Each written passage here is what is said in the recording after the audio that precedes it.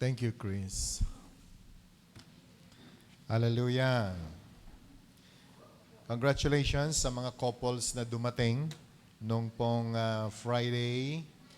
And we are so blessed for having you na nakasama po namin to experience the love of God, especially sa buhay po mag-asawa.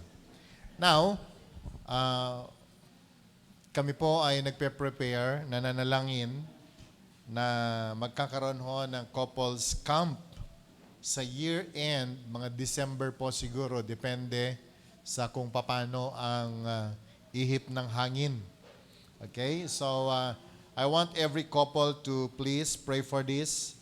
Kailangan po natin ng ganitong mga gawain, especially sa mga panahon po na katulad po nito. Ang dami rin pong mga nasasalubong na problema ang maraming mga mag-asawa, and I believe the couples camp will be a very big help for all of us. Amen. Nung kami po ay nag-attend first time ng couples camp sa Hong Kong, we are so shocked dahil akala namin ay perfect na po ang aming pagsasama mag-asawa. Pero ang dami pa pong mga worms na kinakailangan pong tanggalin. And the second time around na kami po ay nag-attend ulit, kahit papano, we were able to overcome ang mas marami na pong problema sa buhay mag-asawa. Malaki po ang naitulong ng couples camp. So I encourage every couple, kailangan po natin ang mga ganitong gawain. So please prepare for the couples camp sa year-end po. Okay? Mga December na po siguro natin may schedule yan. Okay, so now let's go to the Word of God. I hope ito po ay naisalin na sa Tagalog. Okay, can we open our Bibles please in Ruth chapter 1, beginning verse 1 hanggang po sa verse 18. Ruth chapter 1, verses 1 up to 18. Can we read it aloud? At nangyari ng mga kaarawan ng humatol ang hukom na nagkagautom sa lupain. At isang lalaking taga Bethlehem, Huda, ay yumaong nakipamayan sa lupain ng Moab. Siya at ang kanyang asawa at ang kanilang 2 anak na lalaki. Verse 2.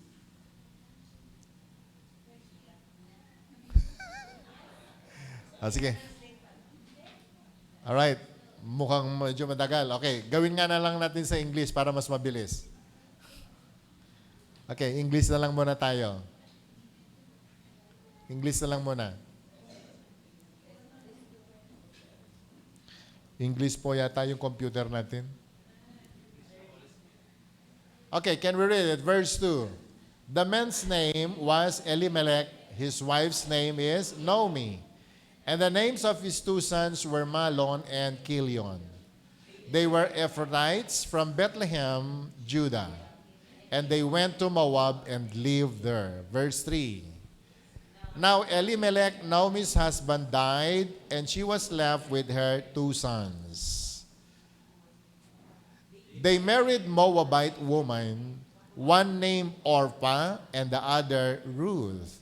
After they had lived there about 10 years, both Mahlon and Chilion also died, and Naomi was left without her 2 sons and her husband.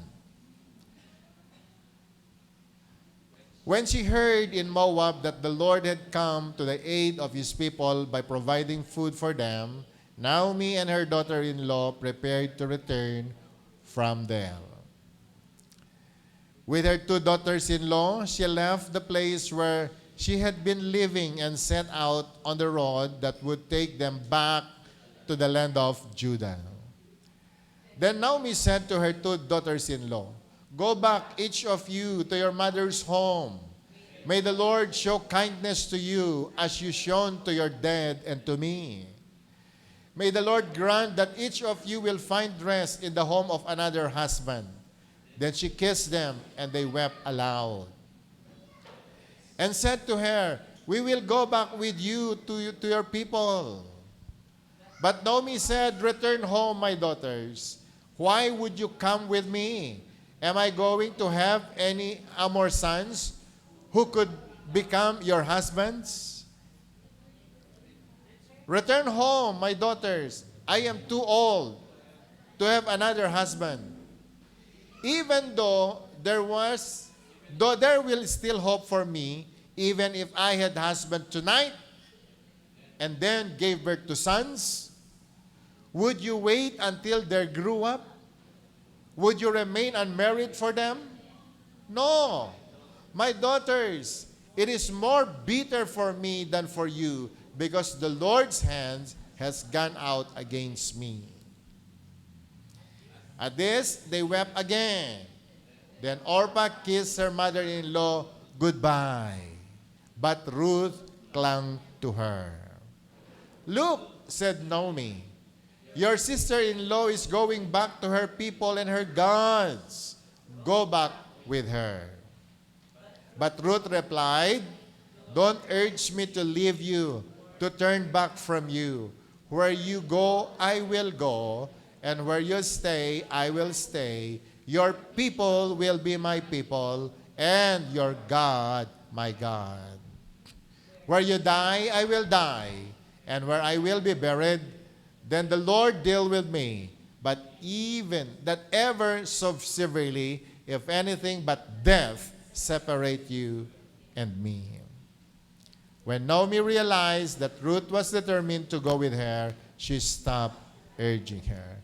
Purihin ang Panginoon sa pagkakabasa po ng kanyang buhay na salita. Tayo po'y manalangin. Lord, we thank you for giving us this special time to study your word.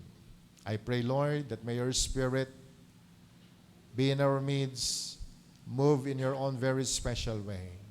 Touch every heart. And God, start to open our spiritual eyes upang makita namin ang kalooban mo. At Panginoon, punuin mo ang puso namin, Ama, ng kapayapaan as we receive your word today. Bless us, even those people watching online, so that, Lord, today as we study your word, may the rema of your word, Panginoon, ay matanggap namin. And that, Lord, the blessing of your word ay patuloy, Panginoon, na mag-umapaw sa buhay ng bawat isa. Take your place, O God, in our midst now as we study your word. O God, this is our prayer in Jesus' name. Amen. Binigyan naman natin ng title and topic po nito, Deep and Wide, a Decision for Destiny. Pinag-uusapan na rin lang naman po natin ang deep and wide for this year, 2026. Gusto ko pong maunawaan ng bawat sa atin ito pong napakahalaga na pag-aaral ngayong umaga. Dahil in our daily life, especially in our decision making, napakahalaga po na maunawaan natin, malaki po ang naidudulot nito sa buhay natin, not only in our personal life, but even to the lives of our loved ones. Yun pong mga decisions na ginagawa po natin ay napakahalaga po na maunawaan nating mabuti. Alam natin saan tayo nanggaling, saan tayo patungo every time we make a decision. Can I hear amen? Can I hear amen? Because our decisions in life matters. Sa bawat desisyon na ginagawa po ng tao sa buhay, meron pong effect ito, whether we believe it or not only in our lives, but even sa mga tao pong nakakabit sa atin. So binigyan ho natin ng title itong Deep and Wide, a Decision for Destiny. Sa istorya po na nabasa natin mga kapatid,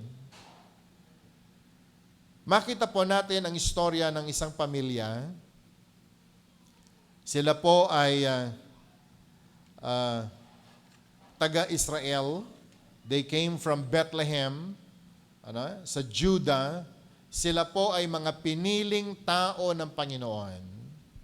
Si Elimelech, ang asawa, ang tatay ng isang pamilya. Nung pong panahon na meron pong problema sa Bethlehem at meron pong famine na dumating, taggutom, walang harvest at magugutom ang taong bayan. Siguro narinig sa balita, magkakaroon ng famine dito sa bayan natin. Si Elimelech at ang kanyang buong pamilya ay gumawa po ng desisyon. Ano ho ang desisyon na yon? Sila po ay aalis sa Bethlehem. They will leave Bethlehem in Judah and they will travel at sila po ay pupunta sa Moab. Now, makinig ho tayo mabuti para lalo po nating maintindihan, ang Bethlehem ay nasa Judah at ang Judah ay nasa Israel. Ito po ay bayan na pinili ng Panginoon. Can I hear amen? Yun ho ang chosen people of God. It is a land. Ang Bethlehem, ang ibig pong sabihin, it is a house of bread. Okay? It's a house of bread. Pero dumating po ang isang balita na magkakaroon po ng taggutom sa Bethlehem. At alam po ninyo, ang naging reaction po ni Elimelech, kinausap ang kanyang asawa, Naomi, ayaw kong makitang magutom ka, maging ang ating mga anak. Kinakailangang umalis tayo, lilipat tayo ng lugar, at sila po ay pumunta sa Moab. Sabihin nga po natin, Moab. And for the knowledge of everyone, ang Moab, mga kapatid, ay isinumpang bayan ng Panginoon, kalaban ng Diyos. Ang Moab, mga kapatid, ay isang bayan na hindi po pinili ng Panginoon. Pero dun po sa Moab, merong pagkain, may kasaganaan. Kaya nga po si Elimelech at ang kanyang buong pamilya, kinakailangang lumipat para takasan ang kanila pong problema sa pagkain. Doon ho nag-umpisa ang istorya. Are you still with me? Elimelech ay isa pong full-blooded na Israelite. Maging ang kanyang asawa, ang kanyang mga anak, doon isinilang, doon ipinanganak. Pero nung nakarinig sila ng problema, gusto nilang takasan ang problema sa Bethlehem at sila nga po ay gumawa ng desisyon. Lumipat papunta ng Moab. And you know, my brothers and sisters, kung aaralin po natin kung ano po ang ibig sabihin ng Moab, it is a place neglected by God. At ang mga Moabite, mga kapatid, mga kaibigan, hindi po sila mga piniling tao ng Diyos.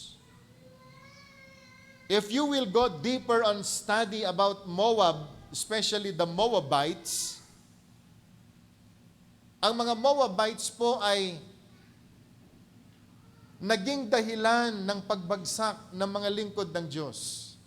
Maging si King Solomon ay nahulog at nagkasala, it's because of the Moabites woman. Women coming from Moab. At kung aralin po natin sa Deuteronomy 23 verse 3, pwede ba natin ipakita sandali?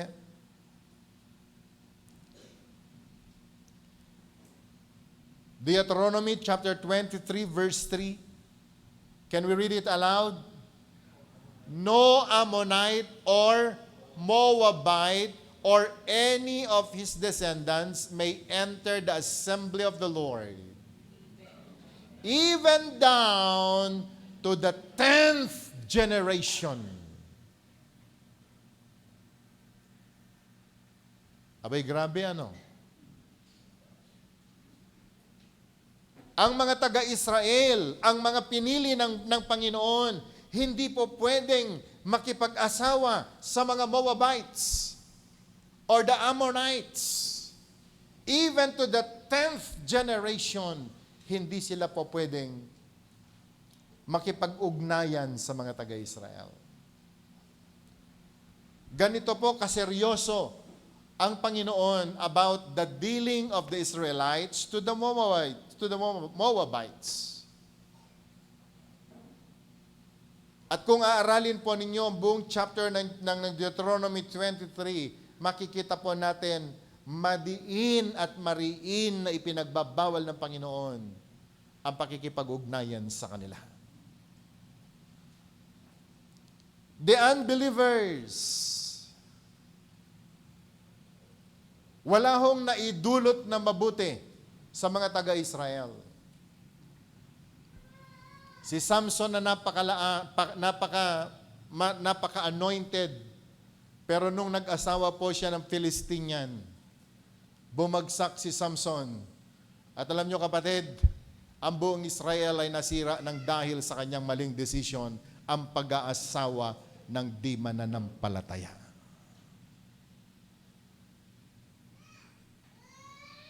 Gusto ko pong pakinggan nating lahat ngayong umaga, maging sa inyong lahat na nakikinig ngayong umaga. Ang usapan tungkol sa pakikitungo, pakikisama, higit sa lahat, ang pakikipag-asawa ng mga unbeliever ay hindi lamang utos ng isang simbahan. Ito po ay may pinanggagalingan. Ito po ay nanggaling sa salita ng Diyos. And I just want to give warning especially to you young people. Dahil minsan, parang napakadali lang na makipag-ugnayan sa mga di mananampalataya, di po natin inisip, ano po ba yung epekto nito sa buhay Kristiyano natin? Can I hear amen? Hindi dahil gwapo siya, pwede na. Hindi dahil mabait siya, ay siya na. Katulad po na nabanggit ko kanina sa atin pong Sprout course, not all good people are godly people. May mga tao nagsasabi sa akin, Pastor, hindi naman siya unbeliever nga siya, pero mas mabait pa siya sa mga believer. Totoo. Ang nakikita mo lang ay yung nakikita ng mata mo. Pero hindi mo nakikita ang espiritu ng taong ito. Can I hear amen? So si Elimelech ay nagkaroon po ng decision, sweetheart, kunin natin ang ating mga anak, pumunta tayo sa Moab. Sapagat doon may pagkain, doon maliligtas tayo. Meron pong masamang balita.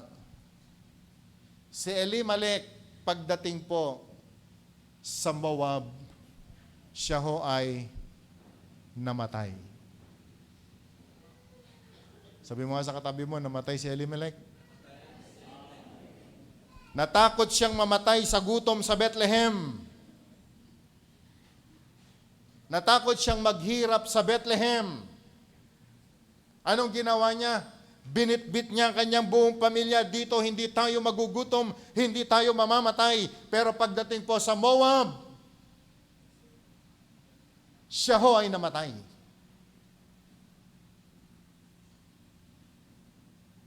Nabalo si Naomi. At alam nyo, kapatid, kaibigan, just 10 years. Maging ang kanyang dalawang anak na isinilang sa Bethlehem. Nung dinala ng kanyang tatay sa Moab, sila man din ay namatay. Kapatid, kaibigan, wala na pong mas secured na place doon po sa presensya ng atin pong Panginoon. Can I hear amen? May mga bagay na di po natin naintindihan.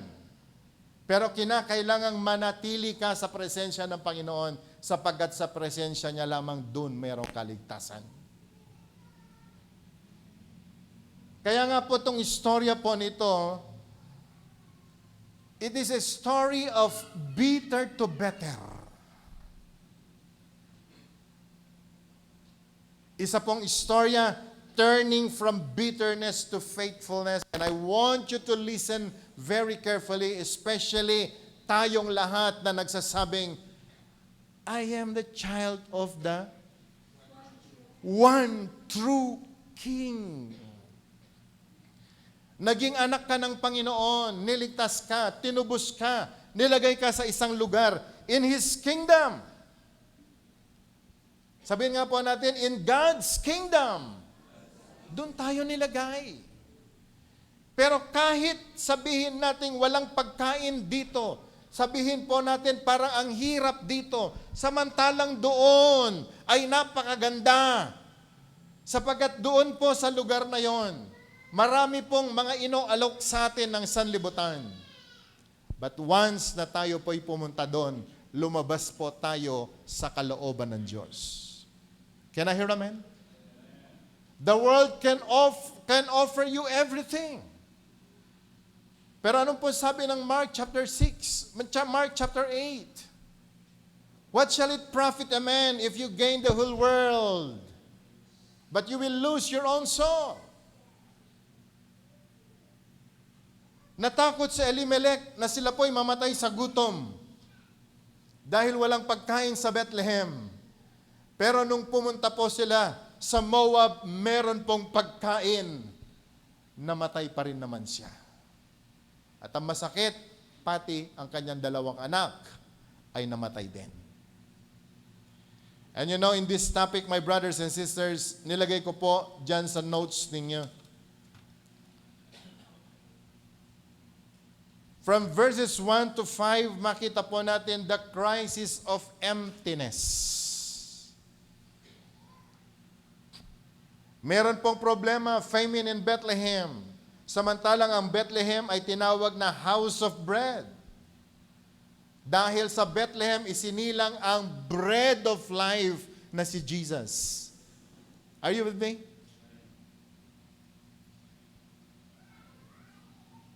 Doon po, sa Israel, nagpakain ng Panginoon. 5,000. 2 pieces of fish, 5 loaves of bread. Dahil alam nyo, napakahalaga na maunawaan natin, sa piling po ng Panginoon may kasaganaan. Pagkatapos, nung nakita po ni Elimelech at ang kanyang pamilya, the crisis of emptiness, they made a decision to leave the presence of God. Iniwan po yung title na pagiging chosen people of God. And they started to follow. Yun pong kanilang disobedience. At sila ho ay pumunta sa Moab. Anong nangyari doon? Si Elimelech ay namatay. Ang dalawang anak niya ay namatay din. A total loss of security. Okay? Not only security but identity. Na maging si Noemi ay nawalan po ng security and identity. Isipin nyo, nung nandun po sila sa Moab, yung dalawang anak, nag-asawa ng Moabite. Anong pangalan? Ni Orpha at ni Ruth. Malungkot lang. Ngayon, si Naomi nagtayo ng isang asosasyon. Asosasyon ng mga balo.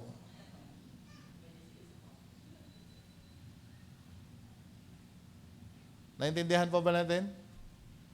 Ang akala po, ang buong akala yata ni Elimelech, ni Naomi, at nung dalawang anak, secured na tayo dito. Sila ay nagkaroon ng asawa. Pero ang asawa po nila yung mga Moabites. Ano ang sabi po ng Bible? Di po naglaon. In 10 years time, 3 ang nawala kay Naomi. Si Elimelech na kanyang asawa at ang kanyang dalawang anak na lalaki. Okay? Anong nangyari? Anong naging resulta po nito? A life of barrenness. A life of barrenness. Akala po yata nila, pagdating po nila sa Moab, sila po yayaman sapagkat may krisis sa Bethlehem. Pero no. Not only barrenness ang naging resulta sa kanila, but loneliness. And bitter circumstances. wala pong naidulot na mabuti sa tao ang umalis ka sa presensya ng Panginoon. Are you listening? Never make a decision to leave the presence of God because you will surely suffer. Life of barrenness, loneliness, and bitter circumstances, crisis of emptiness. At alam niyo ho, kapatid, kaibigan, hindi po ganun kadali para sa mga babae noong araw ang wala kang asawa. Pinakamahirap sa lahat, yun pong wala kang asawang lalaki na susuporta sa iyo. In your notes, point number 2, makita po natin nung si Naomi at yung mga naiwang mga balo sa kanya, the crossroads of decisions.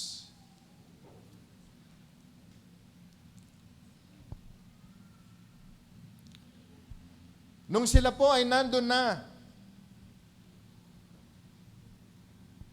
sa Moab, wala na si Elimelech, wala na yung dalawang anak. Nakarinig ulit ng balita. Hindi ko alam kung Channel 2 ano saan niya tinanggap ang balita.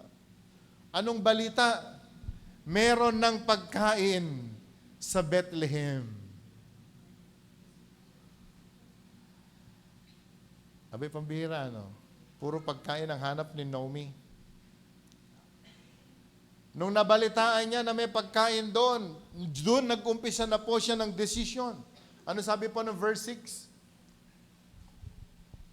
Pwede mo na makita yung verse 6.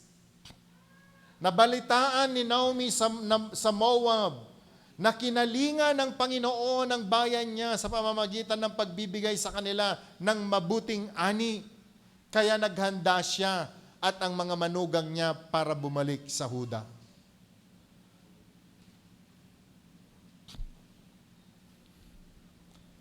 So they started to make a decision. Balik na tayo doon. Ano ho nangyari sa verse 7?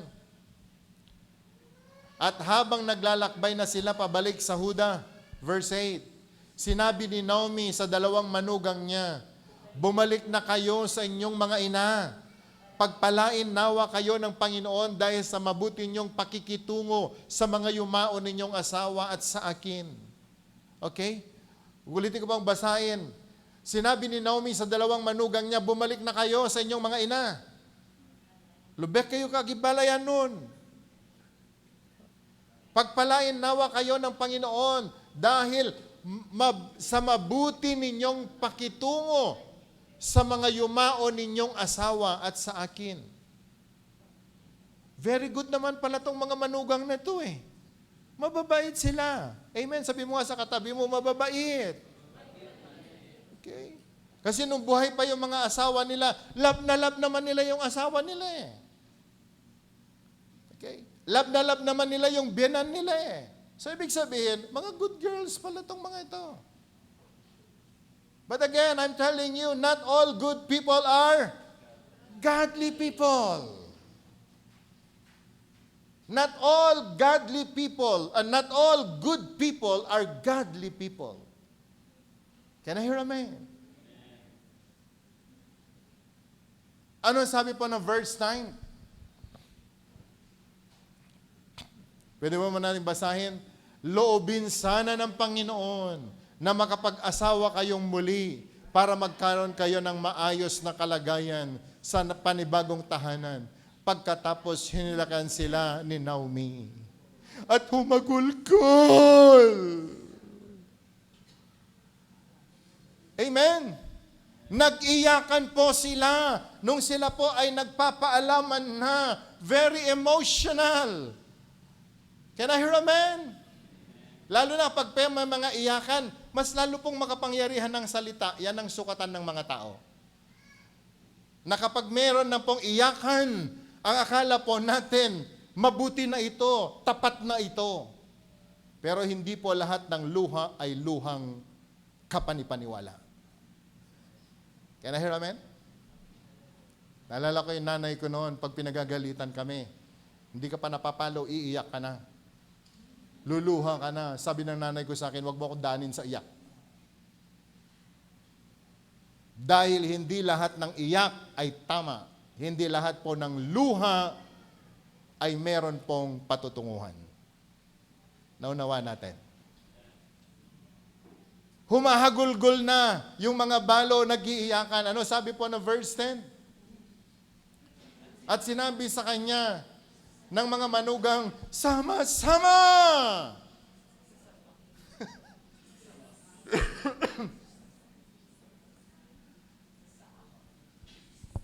Sasama kami sa iyo. Di ba? Kung kayo po si Nomi, how do you feel? Nasasabihin naman na manugang mo, sasama kami sa iyo. Hello? May kausap pa rin po ba ako? Pwede ba tumingin kayo sa akin? Si Nomi ay balo. At yung dalawang manugang sasama sa kanya. Na yung mga asawang ito, dapat mga asawa sanang anak ni Naomi magpapakain sa kanya. Sa kanila. Ngayon, si Naomi ang aako ng responsibilidad. Iuwi mo ba sila sa Bethlehem? Mga biyanan. Yung totoo lang.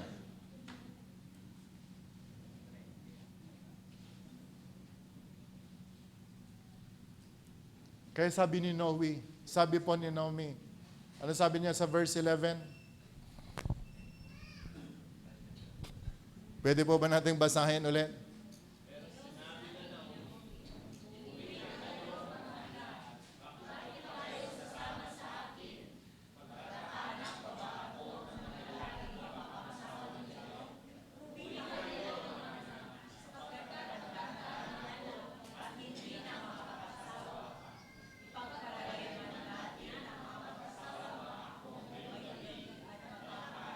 O, dyan muna tayo. Dyan muna tayo. 12 muna. Okay. Ang baito ng pagkakabasa ninyo eh. Pero sinabi ni Naomi, umuwi na kayo mga anak. Bakit pa kayo sasama sa akin?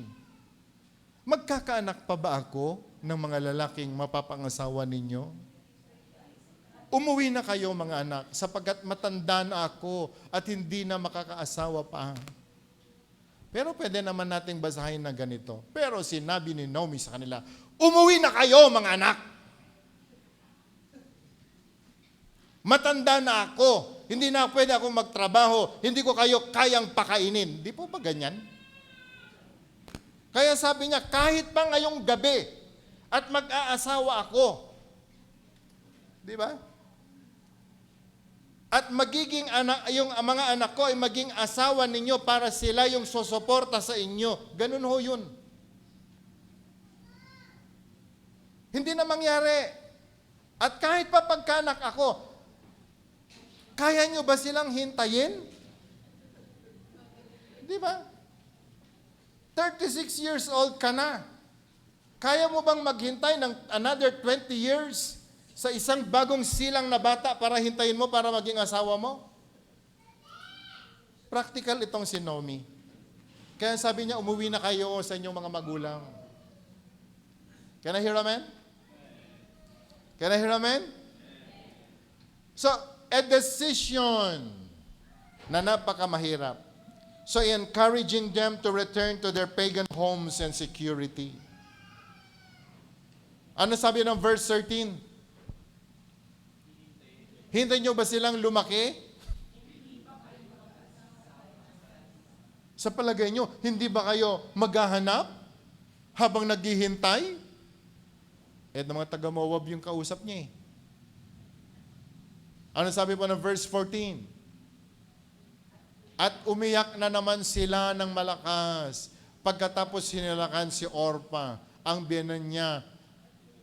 Hinalikan ni Orpa ang biyanan niya at umuwi habang si Ruth naman ay nagpaiwang kasama ni Naomi. Ayan. Biglang pumasok sa isipan ni Orpa, tama yung suggestion ni mother-in-law. Okay? Pagkatapos po niyang sinabi yan, nagyakapan na naman sila at pagkatapos po ay nag-iyakan sapagkat alam po nila gaano kahirap gumawa ng desisyon. Kapatid kaibigan, napakahalaga po na maunawaan nating istoryang ito. Dahil hanggang ngayon ay nagaganap at nangyayari po ang tagpong ito. So the crossroads of decision. Number 3 in your notes, nilagay ko po dyan. The commitment of faith. Pwede po ba natin basahin yung verse 15 hanggang sa verse 18?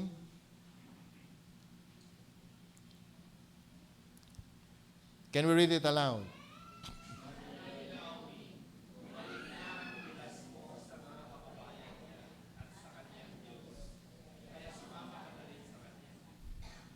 Ngunit sumagot si Ruth, "Huwag po ninyo akong piliting iwan kayo o talikuran. Dahil kung saan kayo pupunta, doon din ako pupunta. At kung saan kayo titira, doon din po ako titira. Ang inyong kababayan ay magiging aking mga kababayan, at ang inyong Diyos ay Diyos ko rin." Dito ho makikita natin ang pagkakaiba, mga kapatid. Remember that these two ladies are Moabites. Pagkatapos pong in-encourage ni Naomi ang kanya pong mga in-laws, umuwi na kayo. Si Orpah po ay nagdesisyon na umuwi at bumalik na sa kanilang bahay. Pero si Ruth ay nagdesisyon na manatili sa kanyang biyanan. Dito po natin makita yung tinatawag po nating deep and wide na pagmamahal, na respeto ng isang manugang sa kanya pong biyanan. Okay? Commitment of faith. Sabi nga po natin, commitment of faith. Can we say it again? Commitment of faith. Sa verse 15, pwede po ba natin ipakita? 15. Sinabi ni Naomi, bumalik na ang bilas mo sa kanyang kababayan, sa mga kababayan niya, at sa kanyang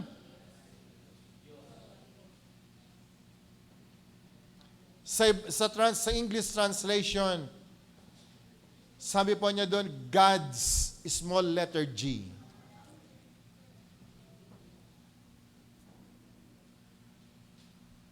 Pwede ba bang tumingin sandali? Remember, my brothers and sisters, kung bakit tinawag na mga unbeliever ang mga Moabites, it's all because of their gods.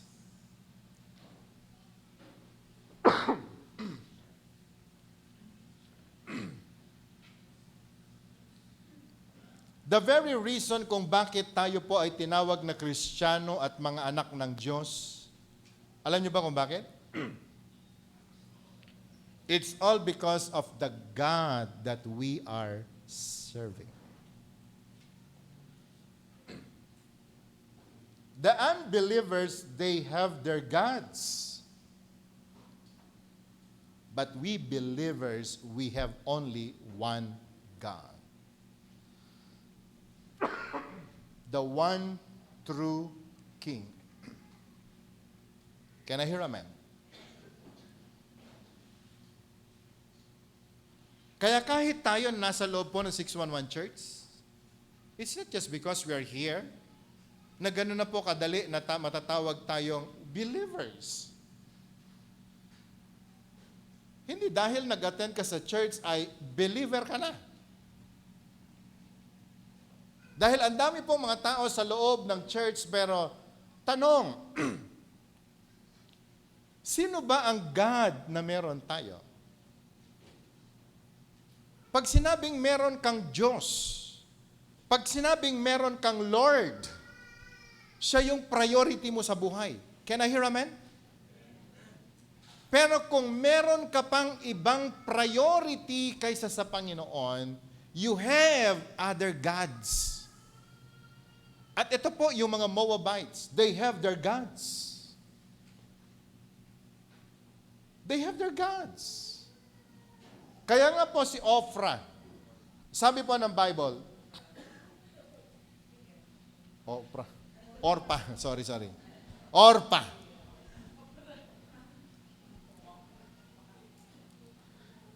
Can we read that? Doon nga sa 15 muna tayo. Huwag mo lang tanggalin sa screen. Bumalik na ang bilas mo sa mga kababayan niya at sa kanyang Diyos. Kaya sumama ka na rin. Now, listen. Pwede po ba tumingin sandali? Isipin mo si Naomi, Elimelech, at yung dalawang anak, alam pala ni Naomi na itong mga manugang niya, may mga ibang Diyos na pinaglilingkuran. Pero, inalaw nila na sila po ay makipag-ugnayan sa kanila.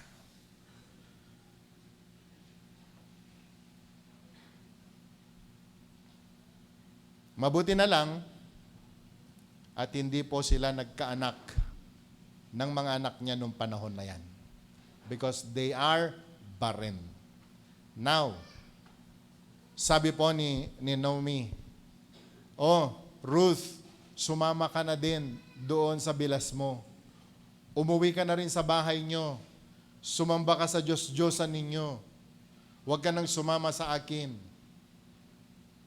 Pero alam nyo kapatid, ang ganda ng sagot ni Ruth sa verse 16. Pwede po ba nating basahin? Ngunit sumagot si Ruth, huwag po ninyo akong piliting iwan kayo at talikuran. Dahil kung saan kayo pupunta, doon din ako pupunta. Kung saan kayo titira, doon din ako titira. Ang inyong kababayan ay magiging aking kababayan. At ang inyong Diyos. Ano ho ang pagkakaiba ni Orpah kay Ruth? Si Ruth, she started to embrace ang Israel and she started to embrace the God of Israel. Can I hear amen? Can I hear amen? Can I hear amen? At alam niyo, yan ho ang issue natin sa mga panahon po na ito. Marami pa akong mga narinig na mga kinasal. Ang dami ko na pong mga kinasal. Lalong-lalo na kung mapapangasawa nila Christian. Nagpapasalamat po ako na naasawa ko si JP. Si JP, very fresh. Kasi siya yung naglapit sa akin sa Panginoon, sabi po nung asawa. And I am so blessed of hearing that news. Nakita pala nila ang pagkakaiba. Kaya siguro minahal din ni Miriam si Dave kasi nakita niya ang kalapitan ni Dave sa Panginoon. Bukod sa gwapo, may Diyos pa. Jackpot ka talaga. Alam niyo po ba na tayo na mga born again na mga lalaki? Kahit hindi tayo gwapo dahil born again tayo, ang daming nagkakakrush sa atin. Di naman ho sa pagyayabang. Kasi mabait ka. Ikaw yung mababang loob, ikaw yung walang bisyo, ikaw yung magalang, ikaw yung merong praise the Lord sa bibig. Kaya, even the Moabites are attracted to you. Can I hear amen? Even the unbelievers nangangarap sila, no, ito na ang perfect. Di man siya gwapo, may Kristo sa buhay. Walang sakit sa ulo ito. Hindi ako sasampalin, hindi ako pahihirapan sapagkat may Kristo siya sa buhay. So ano man ang ginawa natin na mga Kristiyano? Sabi naman ng lalaki, mga crush ko siya, pero unbeliever anak. Hindi, maboborn again din yan. Maboborn again. So anong ginawa natin? Pinayagan natin magpakasal, sa hindi pa na-convert, sa hindi pa natuli ang puso. Kasi ginawa naman nung girl, pumunta sa church para naman masabing, di ba? I will follow you. At si boy naman, naniwala, kasama na siya. I'm warning you, not all good people are godly people. Kaya ang daming mga anak ng Diyos kinidnap ni Satanas. Ngayon, bumalik na ulit sila sa Moab. And it should be a warning to all of us. Can I hear amen? Na yung anak po natin na inilapit natin sa Panginoon, dinedicate mo sa Diyos, winasak ng isang unbeliever. Darating si Jesus. Nasaan ang mga anak na dinedicate natin sa Panginoon?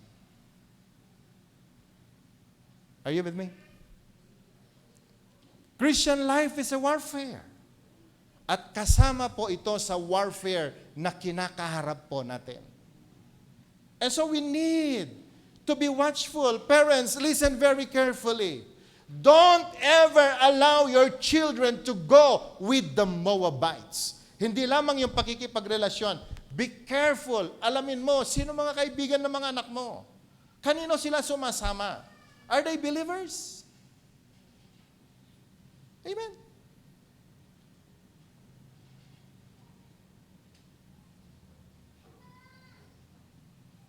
And a lot of people, they misinterpret us of what I am telling always in the pulpit, do not be unfilial with unbeliever. Ang dami pong ayaw niyan. But I need to preach the Word of God. Are you with me?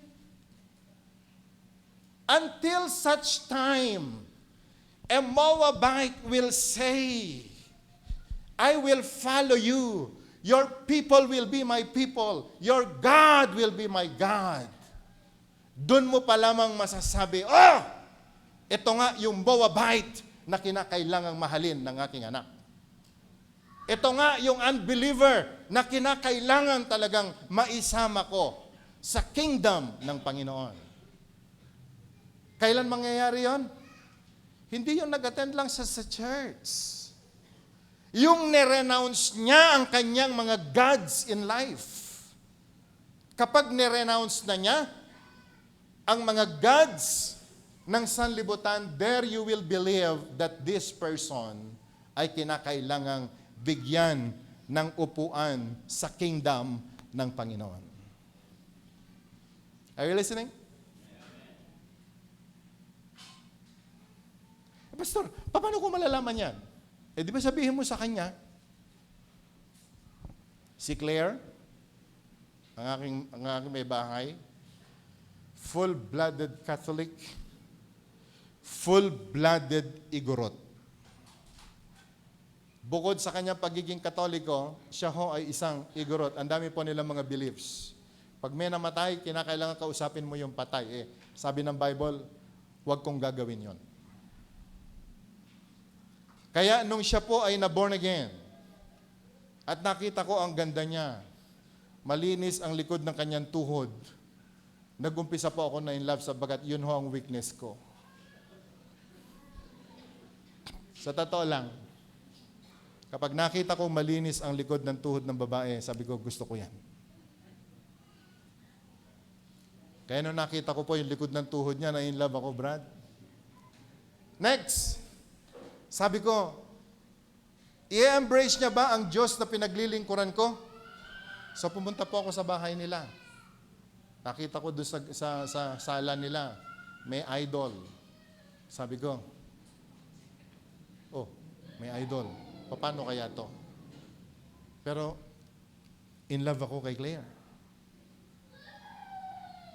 So, nag-observe po ako. Baka naman siya nagpupunta lang sa church dahil gusto niya lang pumunta sa born-again church. Pero hindi. Nung nakita kong kine-question niya yung mama niya, sineshare niya about idolatry, talagang, kinokondemn po niya yung idol worship. Sabi ko, wow, this is it. Ito na yon. Bukod sa likod ng tuhod, pumasa siya. Nampatay yung daddy namin. Sinabi po ng mga elders ng clan, kailangan gawin namin. Yan pong mga tradition po nila. Pero nakita ko yung asawa ko, ayaw niyang sumunod sa tradition nila. Sapagkat she was able to embrace the Bible, the truth of the Bible, and the truth of the Lordship of our God. Kaya alam niyo ho, kapatid, doon ko po nakita, I am blessed with a woman. And my wife is not a Moabite. Purihin ang Panginoon. Nagsama po kami kahit ang hirap po ng buhay isang Kristiyano, ang hirap ng buhay ng isang misyonaryo. Pero, in-embrace pa rin po niya ang God ng Israel. Can I hear amen? So,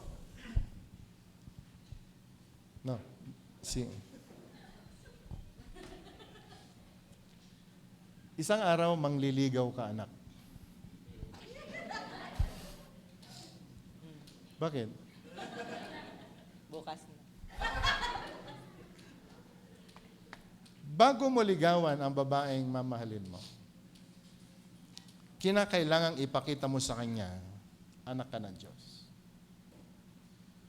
And you need to introduce, bago mo i-introduce ang sarili mo sa babae, i-introduce mo muna si Jesus sa kanya. Kung taga dito sa church, siguro kilala man nilang baka born again na yan kahit papano. Pero kung tagalabas, ipakilala mo muna si Jesus. Bago ka magpa-cute, ipakilala mo muna si Jesus sa kanya. Kapag dumating na sa punto ng buhay niya, nasasabihin niya, your people will be my people. Your God will be my God. Ituloy mo yan. Pero kung hindi siya magdidesisyon na ganon, I'm telling you, I'm warning you. You are marrying a Moabite. Sana huwag kang si Samson na mag-aasawa ka ng isang babaeng puputol sa kapangyarihan mo. Sana huwag kang maging Solomon na dahil sa kanyang connection sa mga Moabites, yun ang nagpahina kay Solomon at sa kingdom ng Israel. Are you getting my point? Amen? Okay na. Can I hear amen? Ladies, kahit pa pakitaan kayo ng susi ng kotse, ang kotse panglupa lang yan. Huwag naman yung kotse ang magdala sa iyo sa impyerno. Pakikitaan ka ng napakakapal na pera, walang po pwedeng itatapat sa ginawa ni Jesus na namatay sa krus ng Kalbaryo para ka lamang iligtas. Do you get my point? Kinuha ka galing sa lusak, dinala ka sa kanyang kingdom. Nung nakakita ka lamang na maganda, okay? Iniwan mo yung kingdom ng Panginoon at inilublob mo ang sarili mo sa lusak muli. Huwag ho nating ilagay sa alanganin ng mga sarili po natin. Ano ang ginawa ni Ruth? Yan ang kanyang ginawa. Sumagot si Ruth, huwag po ninyo akong piliting iwan kayo o talikuran kayo dahil saan kayo pupunta, doon ako pupunta. Can I hear amen? Can I hear amen? Mga lalaki, makinig ho tayong mabuti. Every Sunday, pupunta tayo sa church. Pag sinabi ng girlfriend natin, sige, sasama ako sa'yo. Unahin mo, Panginoon. Amen. Kaya Alexa. Isang araw, yayayain ka ni Ryan mag-date pag linggo. Sabi mo sa kanya, namamali ka na yata, pre. Ang linggo ay para sa Panginoon. Or vice versa. Naintindihan natin? At kung pipilitin ka ni ni Alexa, minsan lang naman, pumunta ka pa rin sa gawain ng Panginoon. Ipakita mo sa mga magulang mo, sa mga kapatid mo, sa tropa mo. Meron kang seek first God's kingdom and His righteousness and all the things that you need. Kung ayaw ni Alexa na maintindihan ito, magpo-provide ang Panginoon ng isang Alexa para sa iyo. And I'm very strong of telling this. Dahil alam kong naiintindihan na Alexa ang aking sinasabi. Can I hear amen? Huwag ho tayong katulad ni Esau, ibinenta ang kanyang birthright ng dahil lamang sa isang mangkok na nalugaw. Very cheap.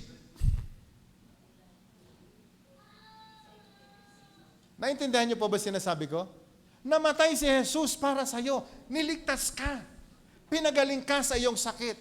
Wala kang identity. Binigyan ka ng identity. Wala ngang magpapakamatay para sa iyo eh. Si Jesus lang.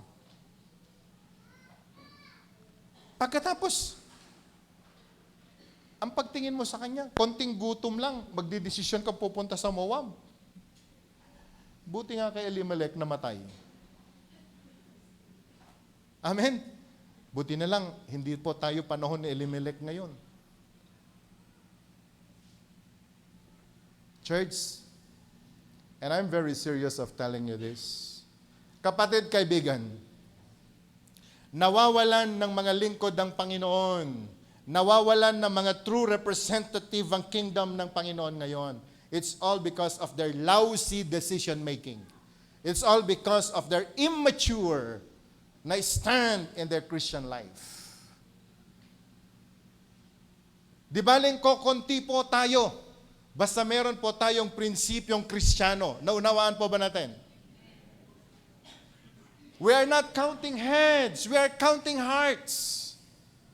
Ang gusto po nating makita sa church natin is a church na ready po sa rapture.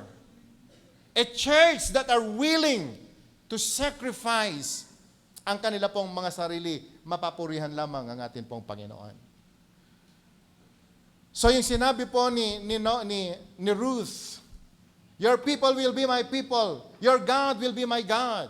It is a declaration, it is a confession. Okay? Of a irreversible decision. Sabi nga po natin, irreversible decision. Irreversible surrender.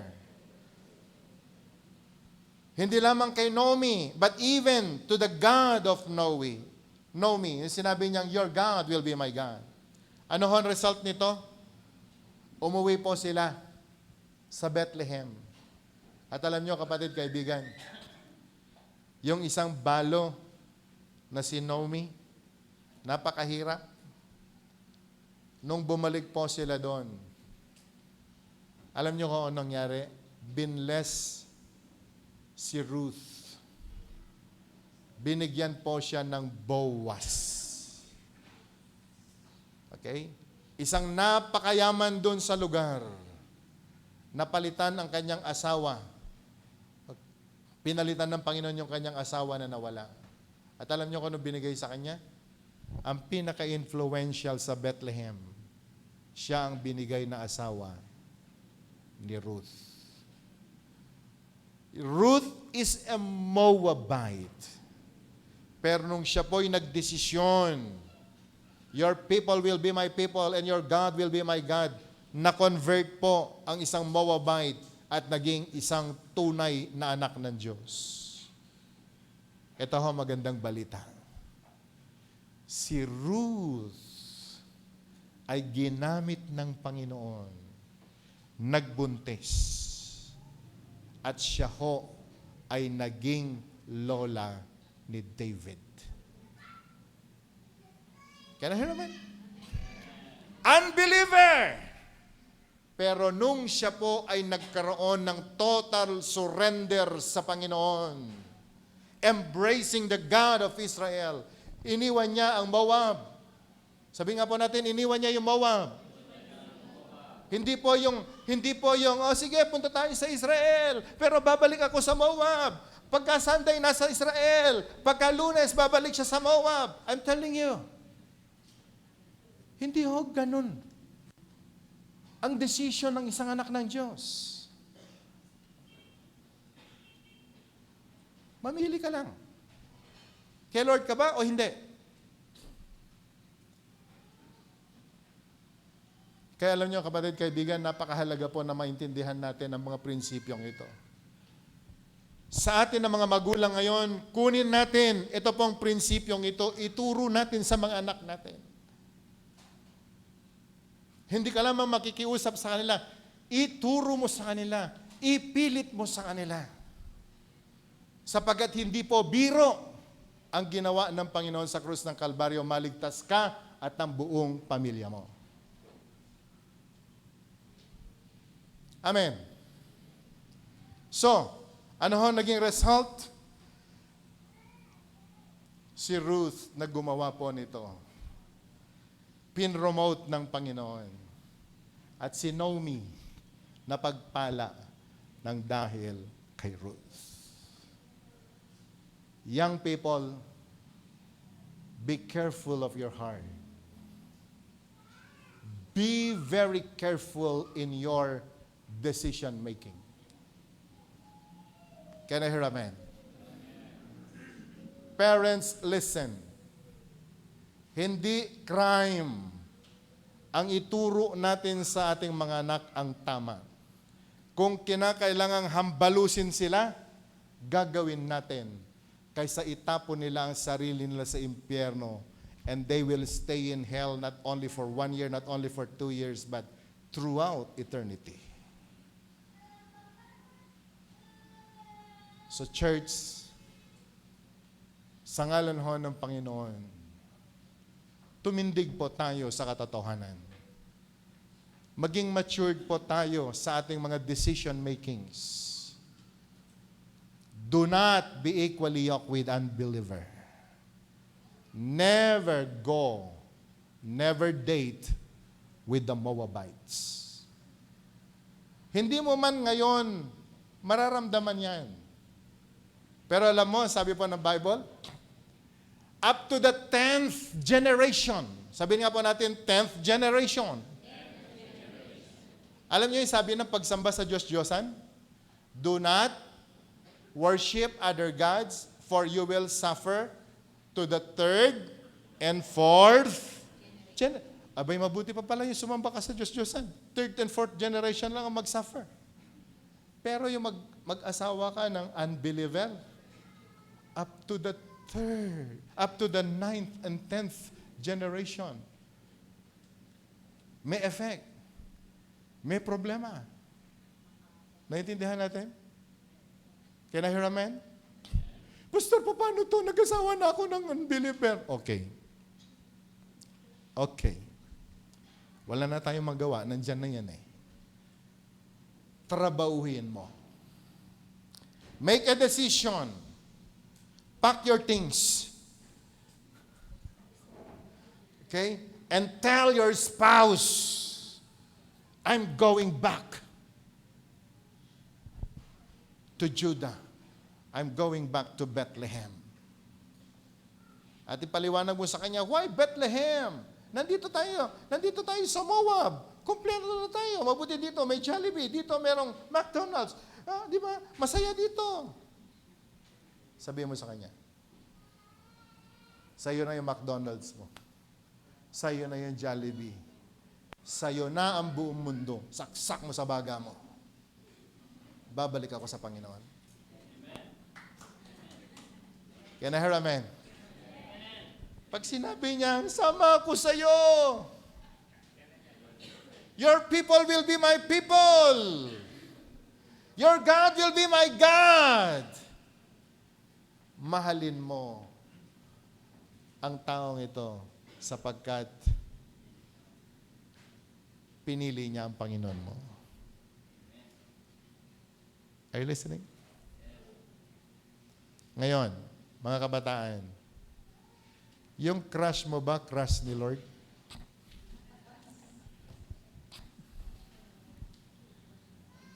Yung good person ba na nakita mo, godly, katulad ng pagkakakilala ng Panginoon?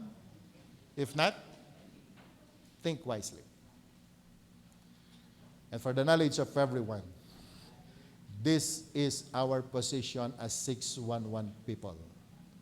If other church will not preach about this, we will keep on preaching on this subject. Can I hear amen? If other churches, okay lang sa kanila, for us, it's not okay. Dahil ang isyong ito ay hindi po kailanman po pwedeng i-bargain ni Pastor Dan. At hindi po pwedeng i-bargain ito ng 611 Church. Can I hear amen? So today, I hope nakapulutan po natin ng aral. Ito pong ating pinag-usapan. Naunawaan po ba natin? Hallelujah! Sa pagtatapos, si Ruth ay gumawa ng isang step of faith. A very big step of faith. And that even to us, my brothers and sisters, even to you watching online, we are to call, or we need to make also a decision ng katulad ng decision na ginawa ni Ruth. Iwanan na po natin yung mga pangit na mga naging decisions po natin, especially yung mga Moabite decision po natin, our comfort zone. And let's start embracing the truth of the Word of God and the truth of the Lord. Dahil alam niyo ho, mga kapatid, kaibigan, true faith often requires sacrifice. Ang tunay na pananampalataya ay laging meron pong kalakip na sakripisyo.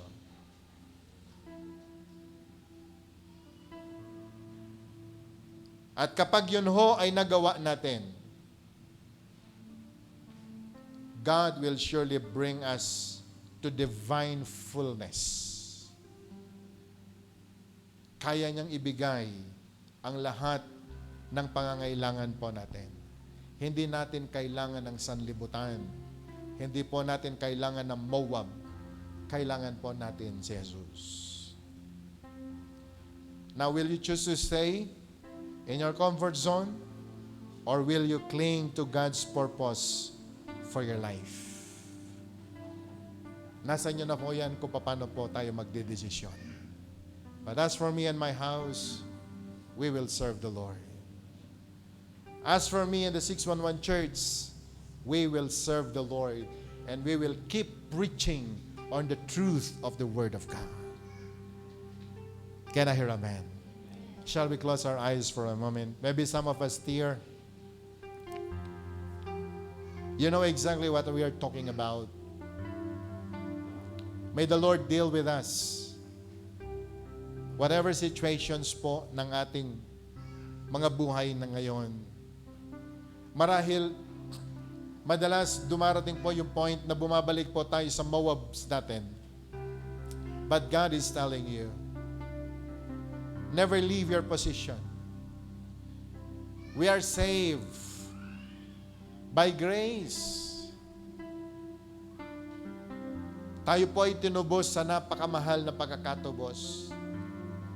Hindi po sa pamamagitan ng pilak ng ginto o ng kahit mamahaling bagay. But we are all saved.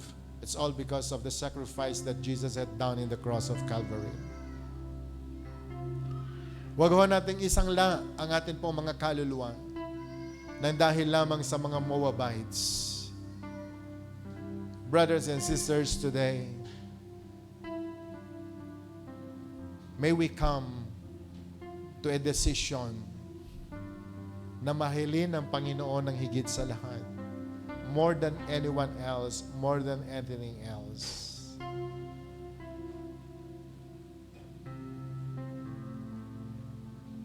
Can we sing this song, I Exalt You? In your life, start to exalt Jesus and Jesus only. Hallelujah. Kung meron po tayong bigyan ng kapurihan at pagsamba, wala na pong iba kundi po ang Panginoon. I exalt Thee, O Lord.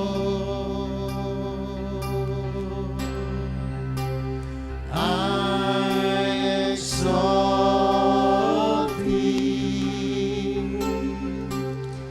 I exalt Thee. I exalt Thee, O Lord.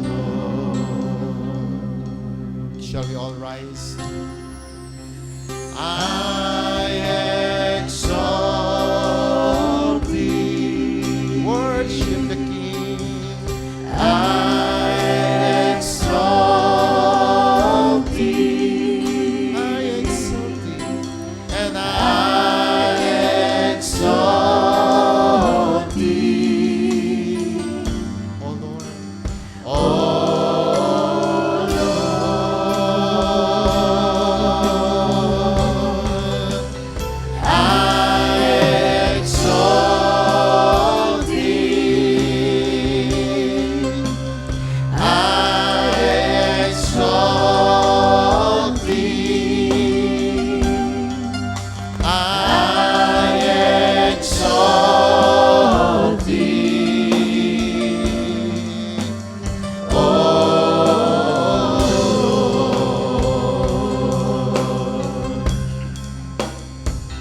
listen.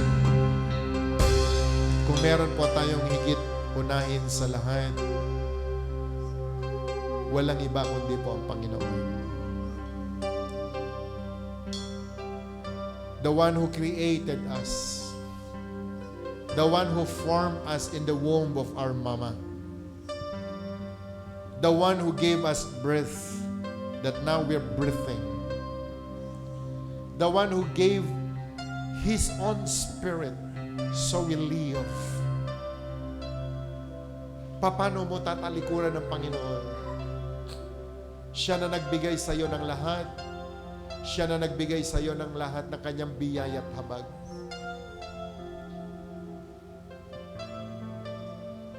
He is God to be exalted. He is the God only to be served.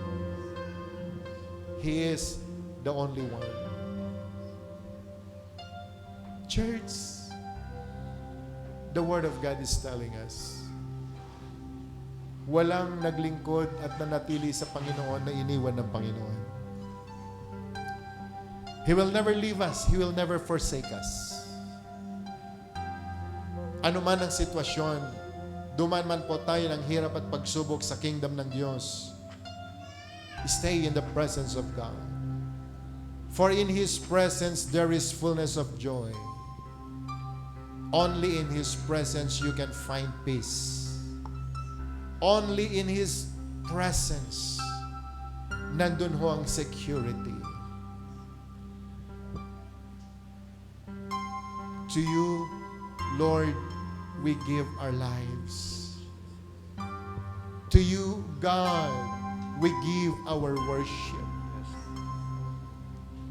Katulad ng sinabi, Panginoon, ni Ruth,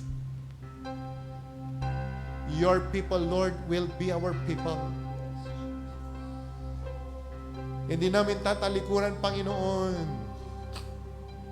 kung saan mo kami tinawag. You are our God, the God of Israel. And we're telling you today, O Lord,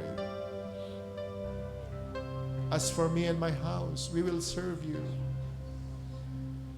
Parents, can we make a decision? Sabihin mo sa Panginoon, as for me and my house, ikaw lang ang aming paglilingkuran. Make a decision now that you will bring your family in the very presence of God, no matter what.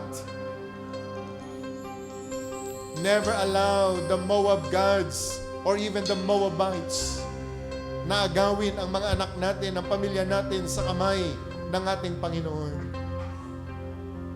Sa Kanya lamang nararapat. Sa Kanya lamang tayo dapat maglingkod. Panginoon, salamat. And today, Lord, I pray, bring salvation, O God, to your people. May you bring, O God, salvation to every home that we represent. And I pray in the name of Jesus, maglagay ka ng spiritual hedge, Panginoon, sa bawat tahanan ng bawat anak mo na nandito ngayon. That no work of the enemy can ever prevail. Walang mga taga-sanlibutan, Panginoon, that will influence our children to get out from your perfect will. But, oh God, we're bringing you our homes. We're bringing you, Lord God, our family. Everyone, can we just pray for our families now? Come on, lift your voices and say your prayers to God. God, save our people. Save us. Save your people. Save every home. Save, Lord God, our children. Save, oh God, even our clan, our offspring. Lord God, save our people. Hallelujah. In the mighty name of Jesus. Oh, worship Him now. I exalt Thee. I exalt Thee.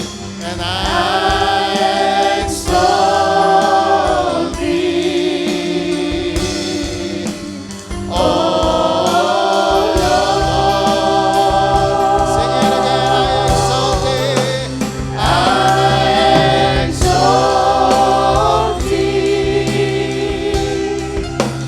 I exalt Thee. I exalt Thee. Oh Lord. Father, we thank you for what you have done this day. Thank you, Lord God, for the Rhema word that we receive. God, I pray in the name of Jesus, send forth your word. Even, oh God, in our very spirit. And begin to accomplish great and mighty things, oh God, in the lives of your people. At Panginoon, kung ano man ang meron sa puso namin ngayon na hindi po kaya-aya sa iyong harapan, expose them all in the name of Jesus. And I pray that your Spirit, O Lord God, will fill us now until we overflow. At ang dalangin ko nga po, Panginoon, sa araw po na ito, meet all the needs of your people, O God, according to your riches in your own glory. Bless them, O Lord, with all kinds of favor and grace. I pray, Lord God, that the favor of God and even the favor of men be upon your people. Bless them, O God, in the marketplace. Bless them, O God, wherever they go. At ang dalangin ko nga, Panginoon, let there be open heaven, O Lord God, upon every family. That God, today, patuloy po, Panginoon, na pagharian mo ang buhay ng bawat sa amin. At Lord God, sa salita na tinanggap namin, seal it with your Holy Spirit. And don't allow the devil to snatch it, O God. But your word will bear much fruit in our lives. At Panginoon, sa oras po nito, even those people online watching, bless them. Meet all their needs, O God. At ang dalangin ko sa aming pag-uwi, ingatan mo po kami at samahan. Sa iyo na po namin ibinabalik ang lahat ng papuri, ang lahat po ng pasasalamat. Sa pangalan ni Jesus, lahat po ay magsabi ng Hallelujah! Sabi mo nga sa katabi mo, you are a child of God. The only one true King. The only one. Amen. God bless us all. Amen.